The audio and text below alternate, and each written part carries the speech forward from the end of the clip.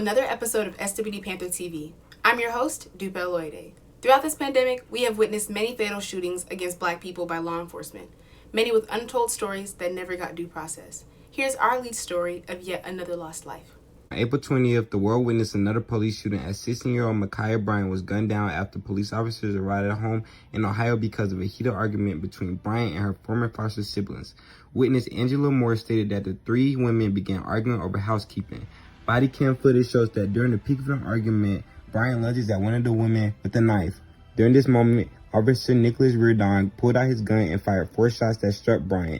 Bryan later on died because of the gunshot wounds. People that are close to Bryan said that she was a fun and giggly person who expressed herself through numerous of TikToks. The shooting became ironic considering that the shooting took place on the same day that Derek Chauvin was found guilty for the murder of George Floyd.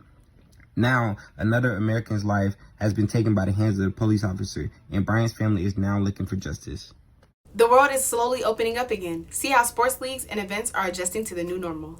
What's up, Panthers? Temperatures are rising, school is almost out, and summer is on the horizon. This is Drake coming to you with summer sports.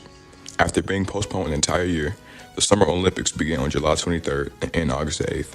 And just in case you wanted to attend, fans will not be allowed to come and spectate the games.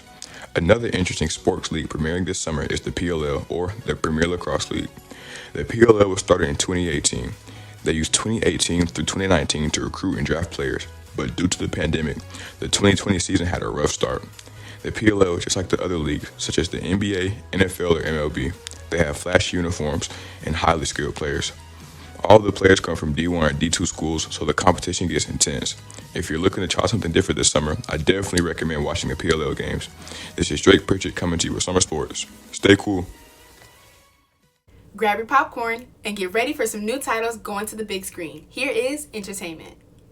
What's up, Panthers? I know staying at home during quarantine has probably made you feel like you watched every movie there is, but here are some new movies that are set to be released. The Woman in the Window comes out on May 14th on the platform of Netflix. This movie is about a woman who deals with serious anxiety issues and cannot go outside.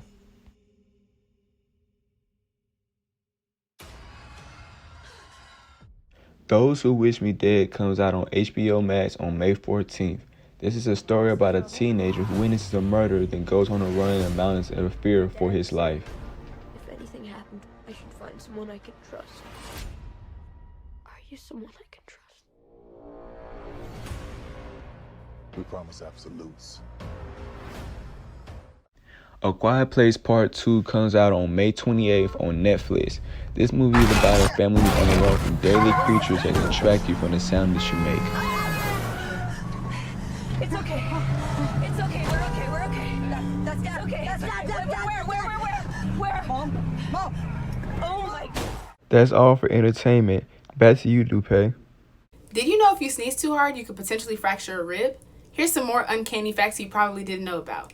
Did you know that Atlanta wasn't always called Atlanta? It was first called Terminus in 1837 because it was the end of a railroad. Soon after, in 1843, the name changed to Marthasville. Martha was the daughter of former Governor Wilson Lumpkin. 2 years later, the city was renamed Atlanta as a nod to the Western and Atlantic Railroad. Did you also know that there are live shrimp living in water pools on the top of Snow Mountain? Fairy shrimp and clam shrimp are the 2 types of shrimp ever seen on the mountain. However, fairy shrimp haven't been seen since 1940 and are listed as critically endangered. The tiny clam shrimp appear only during the rainy season and can remain dormant for many years to survive until the next rain. That's all for Did You Know? Back to you, Dupe. But did you know that laughter results in the drop of stress levels? So, unwind with this next segment, Laugh Out Loud. School can be a hassle, but in other ways, it could be really funny. Here are some TikToks impersonating those hilarious moments.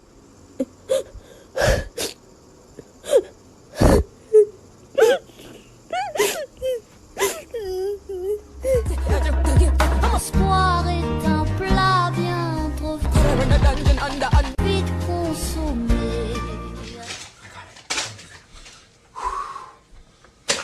Eyes on your own test.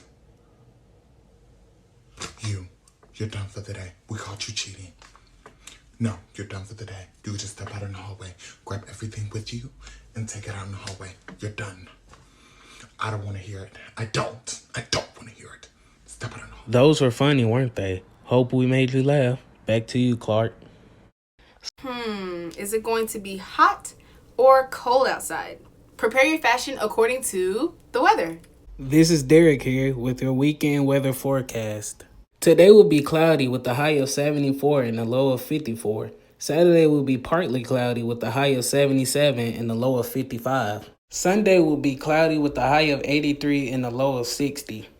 And Monday, we should expect some rain with a high of 82 and a low of 61 degrees. This concludes your weekend weather forecast. Back to you, Dupe. It's spring, so it's prime time for Greek life at many college campuses. Here's a crash course on the Divine Nine sororities. Think of college sororities and fraternities, you probably think of parties. But the National Pan-Hellenic Conference, also known as the Divine Nine, was founded on May 10, 1930 at Howard University, and is an organization that helps share a commitment to academic excellence and uplifting the Black community. Each sorority and fraternity has their own unique colors, symbols, and even calls. Today, I'll be focusing on the 4 sophisticated sororities. Founded at Howard University in 1908, we have the beautiful ladies in pink and green, which are the Alpha Kappa Alphas, also known as the AKAs.